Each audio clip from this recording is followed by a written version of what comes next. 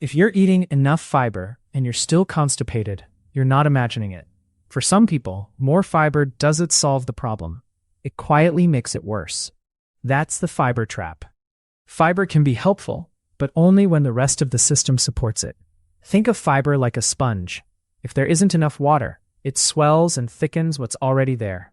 If the gut's movement is sluggish, that extra bulk can sit longer. And if your microbiome isn't ready for a sudden jump, gas and bloating can make you feel even more stuck. The result is confusing. You're doing the right thing. Oats, bran, salads, chia, and your body responds with hard stools, incomplete emptying, or days without a normal movement.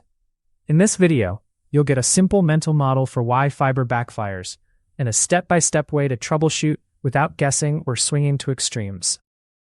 Moving to slide 2. First, let's define constipation in a useful way. It's not just not going. It can be hard, dry stools. It can be straining. It can be the feeling that you're not fully empty. Or it can be going often, but only passing small amounts. Fiber mainly works by adding bulk and holding water, which can help stool move through. But constipation has multiple causes, and bulk is only one piece. You also need enough fluid in the gut.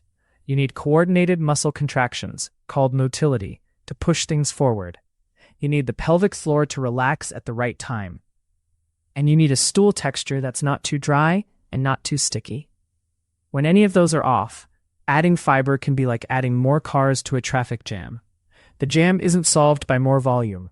It's solved by improving flow, timing, and hydration. That's the lens we'll use for every next step.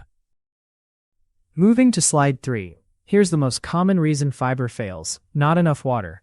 Many fibers are like gels or sponges. They bind water and expand. That's great when your body can spare the water.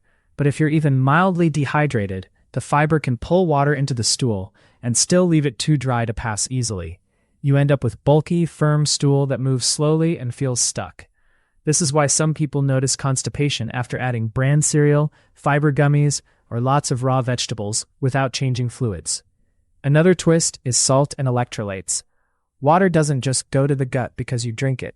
Your body needs the right balance to hold onto fluid in the right compartments. If you're sweating a lot, drinking only plain water, or avoiding salt aggressively, you can feel puffy yet still have dry stool. The practical takeaway is simple. Fiber increases your water requirement. If water doesn't rise with it, constipation can. Moving to slide 4. Next, the type of fiber matters more than most labels admit. High fiber can mean very different things.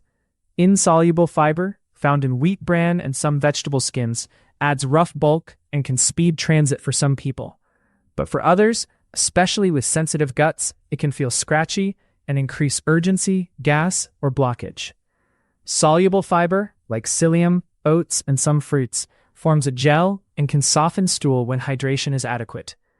Then there's fermentable fiber, which gut bacteria break down into gases and compounds like short-chain fatty acids. That fermentation can be helpful, but it can also cause bloating and pressure that makes bowel movements harder. A key point: if you jump from low fiber to very high fiber quickly, the gut often reacts. More isn't automatically better. The goal is the right type, at the right dose, at the right speed of change. If you only take one thing from this slide, let it be this: fiber is not one ingredient. Moving to slide 5, let's talk motility, your gut's ability to move things along. If motility is slow, adding fiber can add bulk without improving propulsion. That can mean heavier stool sitting longer, drying out more, and becoming harder to pass. Motility can slow for many reasons.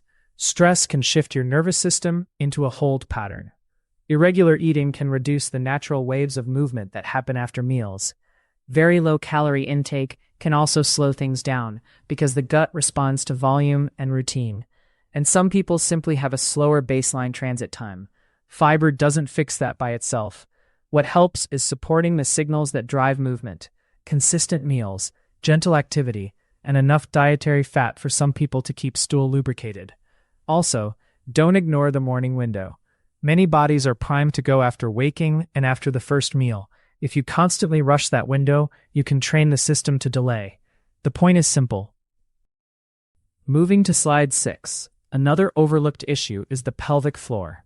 You can have plenty of fiber and plenty of water, but if the muscles that coordinate a bowel movement don't relax properly, stool doesn't exit efficiently. This is sometimes described as dysenergic defecation, and it can show up as straining, needing a long time, or feeling like you can't fully empty, even when stool is soft. In that situation, adding fiber may increase the amount of stool that needs to pass, which can make symptoms feel worse. This is also why some people alternate between constipation and loose stool. The stool may be soft, but it's not being expelled well.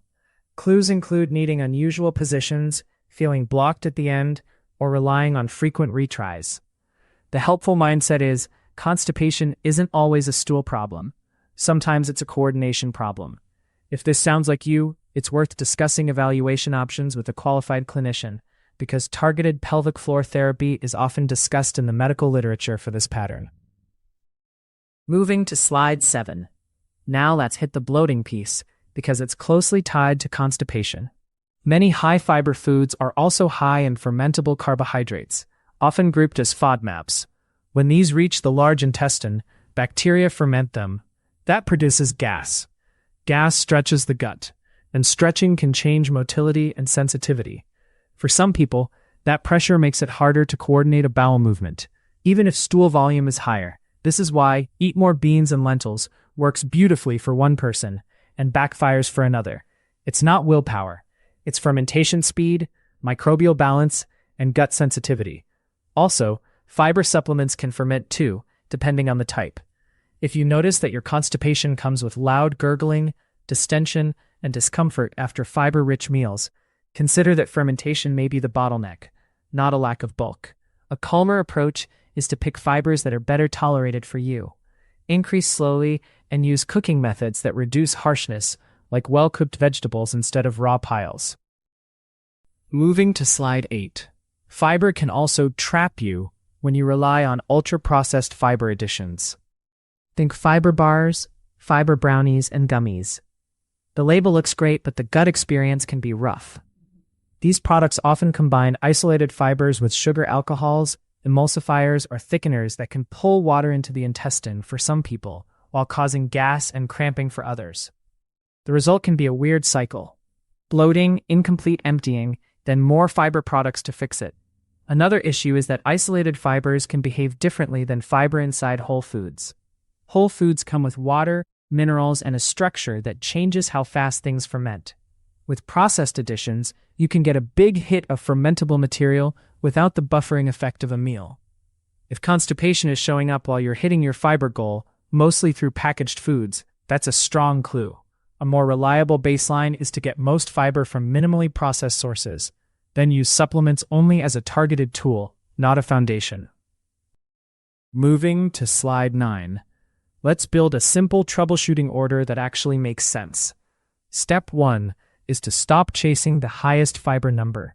Your goal is comfortable, regular output, not a spreadsheet win. Step 2 is to hold fiber steady for a week while you change only hydration and routine. If you increase fiber and water at the same time, you never learn which variable mattered. Step 3 is to check your fiber mix. If you're heavy on rough, insoluble fiber, consider shifting toward gentler, soluble sources. Step 4 is to increase slowly. Think small changes every several days, not doubling overnight. Step 5 is to watch the two signals that matter most: stool consistency and ease of passing. Frequency is secondary. If stools are bulky but hard and slow, you likely need more fluid, more motility support, or less rough fiber. If stools are soft but you still strain, think coordination and pelvic floor. This approach turns a frustrating mystery into a controlled experiment. Moving to slide 10.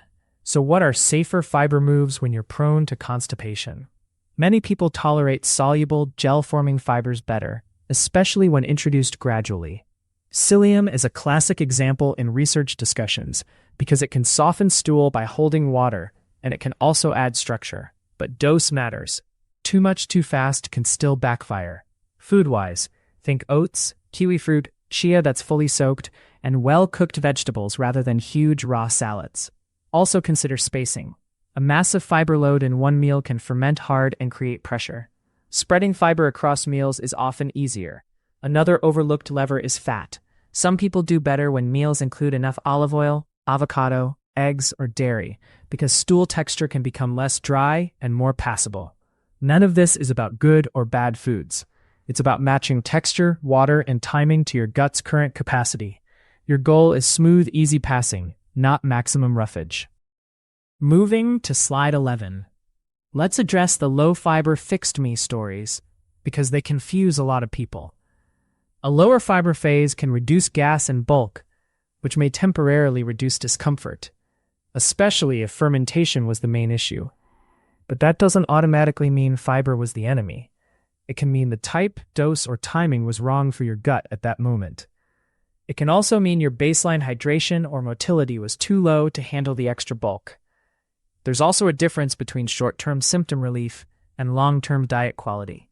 Many high-fiber foods bring vitamins, minerals, and beneficial plant compounds. So the more balanced takeaway is this. If fiber is worsening constipation, it's a signal to adjust the system, not a moral verdict on plants. Some people do well with moderate fiber and more cooked foods.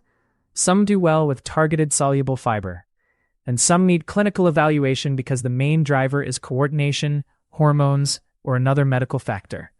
The goal is a sustainable middle ground that your body actually tolerates. Moving to slide 12. A quick word on red flags and when to get help. Constipation is common, but certain patterns deserve medical evaluation rather than endless diet tinkering. If constipation is new and persistent, if there's blood in stool, unexplained weight loss, severe pain, vomiting, or a major change in bowel habits, those are reasons to speak with a clinician promptly. Also, if you're relying on stimulant laxatives frequently, or you can't pass gas, that's not a more fiber problem. It's a safety problem. Even without red flags, if you've tried hydration, gradual fiber changes, and routine for several weeks with no improvement, it's reasonable to ask about testing. Clinicians may consider thyroid function, iron status, celiac screening, medication side effects, pelvic floor function, or transit studies, depending on the case. The point isn't to scare you, it's to save you time. You don't get extra credit for suffering through a problem that has a clear diagnostic pathway. Moving to slide 13. Let's put it all together into a practical reset you can personalize. For 1 week, pick a moderate, consistent fiber level instead of pushing higher. Keep your meals regular.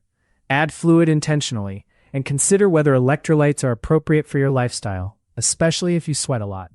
Choose mostly cooked, minimally processed foods.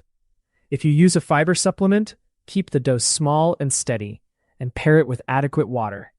Watch for bloating patterns. If gas and distension spike, reduce the most fermentable sources and reintroduce slowly.